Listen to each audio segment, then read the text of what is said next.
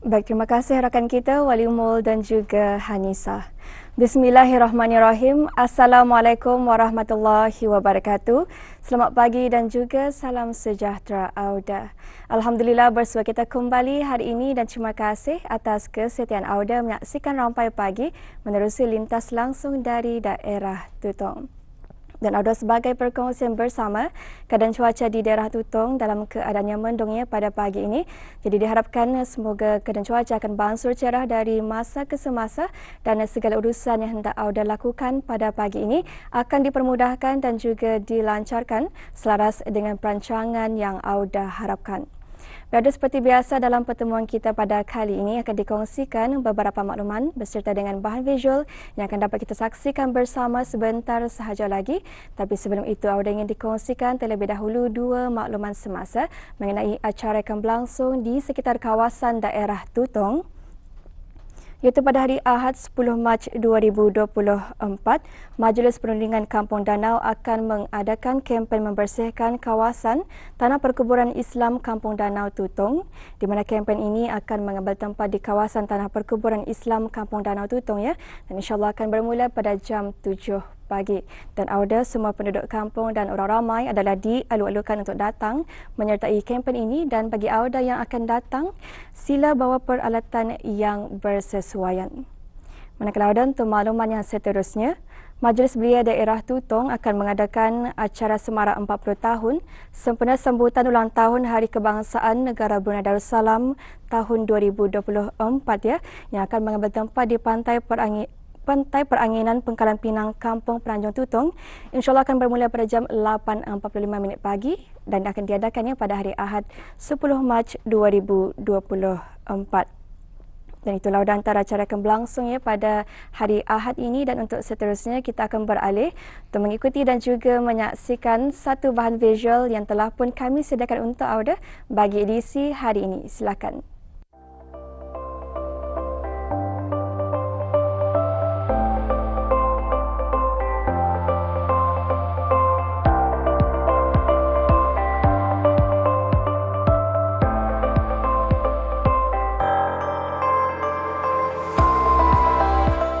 Universiti Islam Sultan Sharif Ali Yunisa Kampus Sinaut Tutong mula diperkenalkan pada tahun 2021 setelah Majlis Penyerahan Penggunaan Pusat Latihan Pertanian Sinaut, Jabatan Pertanian dan Agri Makanan menyerahkannya kepada universiti berkenaan sebagai kampus tambahan yang menempatkan dua fakulti utama, iaitu Fakulti Pertanian dan Pusat Penyelidikan Halalan Thayyiban PPHT.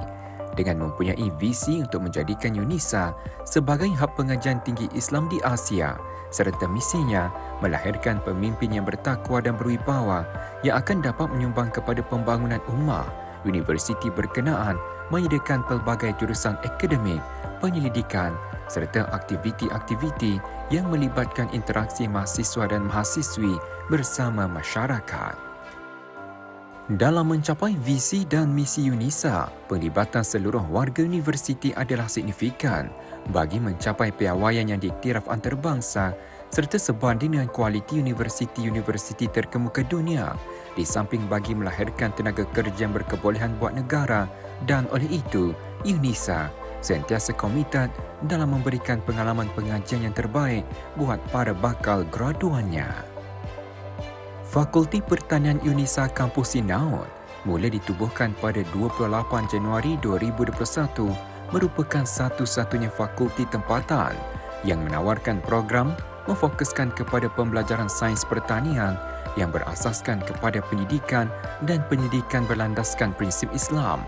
Bagi mencapai tahap kecemerlangan pelajar mengenai ilmu pertanian, fakulti berkenaan mengaplikasikan pembelajaran secara theoretical class based dan practical based untuk menyesuaikan serta mendedahkan pelajar dengan kemahiran teknikal bertahap komersial dan mendalami pengetahuan saintifik pertanian yang berguna untuk kemahiran sepanjang hayat para pelajar. Setakat ini Fakulti Pertanian mempunyai ataupun menawarkan 3 bidang pengajian, iaitu bidang sarjana muda pertanian, pengkhususan agribisnes, kemudian yang kedua ialah khususan agrotech, dan juga pengkhususan dalam bidang aquaculture. Jadi setiap bidang ini mempunyai 3 program, iaitu program sarjana muda, program sarjana dan juga program falsafah kedoktoran. Tempoh pengajian bagi program sarjana muda di Fakulti Pertanian pada masa ini, pada ketika ini adalah 4 tahun.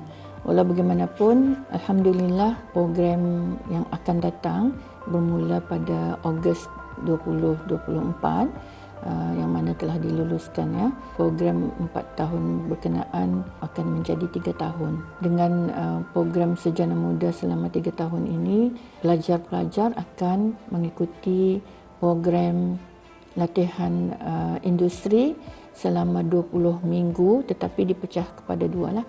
Itu pada tahun kedua semester ketiga selama 10 minggu dan tahun ketiga semester ketiga selama 10 minggu. Jadi kesemua program sarjana muda agribusiness, agrotech dan juga aquaculture adalah akan mengambil tempoh selama 3 tahun.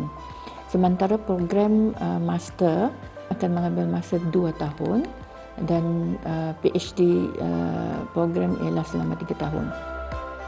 Dalam usaha untuk menjadikan negara Brunei Darussalam sebagai hub halal global, Pusat Pendidikan Halalan Thayyiban PPHT yang mula ditubuhkan secara rasmi pada 29 April 2017 memainkan peranan besar dalam menyediakan pendidikan, pengajaran dan pembelajaran serta memberikan perkhidmatan profesional berkaitan produk halal Thayyiban demi membantu negara memperkasa, memantapkan serta memajukan pembangunan industri halal Brunei secara menyeluruh bagi untuk mewujudkan gaya hidup yang mengikut pada syariat Islam yakni halal sebagai sebuah negara baldatun thayyibatun wa rabbun ghafur. Kursus-kursus sarjana muda yang ditawarkan oleh Pusat Pendidikan Halalan Thayyiban adalah seperti pelancongan halal, halal tourism, di mana pelajar akan diajar mengenai pelancongan-pelancongan secara ciri-ciri halal. Dan selepas itu pelajar juga didedahkan dengan halal product innovation, itu di mana pelajar akan diajar dan diarah untuk menghasilkan produk halal yang berinovasi. Dan pada masa yang sama, pelajar-pelajar ini juga digalakkan untuk mengikuti pertandingan-pertandingan antarabangsa yang melahirkan, yang membuat produk inovasi inilah. Dan pelajar juga didedahkan dengan halal consumerism, pengguna halal. Macam mana? Itu adalah pelajar didedahkan kami sebagai community, sebagai masyarakat adalah bertanggungjawab supaya untuk mendedahkan halal inilah sebagai pengguna. Dan seterusnya kami juga diajarkan halal science in ASEAN.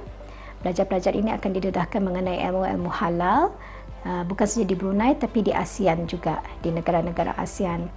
Selain daripada itu juga diajar juga dengan fiqh management and administration di dalam industri halal, iaitu pengurusan fiqh dan pentadbiran fiqh lah dari segi syariahnya macam mana.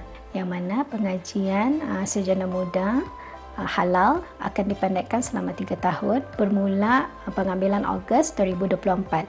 Manakala dari peringkat sarjana kami ada menawarkan Master of Halal Science, Halal Management, ada 3 jenisnya, coursework dan dissertation, and then by research, and then by coursework only. Dan pada masa yang sama kami juga ada menawarkan Master of Halal Science, Halal Law, sama juga selama 2 tahun, halal coursework and dissertation and by research. Tapi kalau mengambil coursework hanya dalam masa setahun sahaja. Dan yang terbaru, Pusat Pendidikan Halalan Thayyiban ada menawarkan Master of Halal Science and Innovation. Ini yang terbarulah. Dan manakala dari Dr. Falsafah, peringkat Dr. Falsafah, kami ada menawarkan 3 program, iaitu Doctor of Philosophy in Halal Science, Halal Management.